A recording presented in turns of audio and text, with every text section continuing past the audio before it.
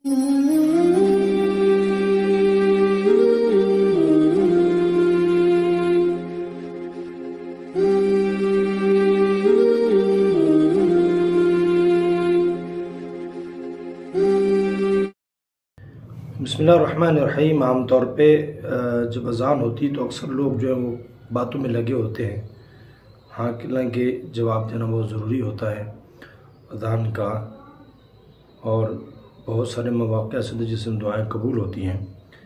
حضرت ام سلمہ رضی اللہ تعالیٰ سے روایت ہے کہ علمنی رسول اللہ صلی اللہ علیہ وسلم ان اقول عند اذان المغرب اللہم ھذا اقبال لیلک ادبار نہارک واصوات دعائک فاغفر لی۔ حضرت ام سلمہ فرماتی ہیں کہ حضور علیہ السلام نے مجھے کلمات سکھائے ہیں کہ اذان کے وقت، مغرب کے اذان کے وقت خاص طور پہ یہ الفاظ کہا کریں۔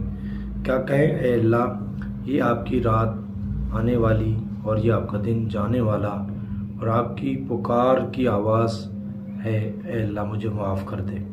یعنی دن جو ہے وہ جا رہا ہے اور رات آ رہی ہے، دن کی خیروں میں جو کمی ہوئی ہے، جو کمی کوتاہی ہوئی وہ معاف فرما دیں، اور رات آنے والی ہے اس میں خیر کے کام کرنے کی توفیق عطا فرما، اور مجھے میرے گناہوں کو معاف فرما دے۔ تو اس لیے جو ہے یہ سکھائی اس لیے جاتی ہیں کہ ان کی فضیلتیں ہیں۔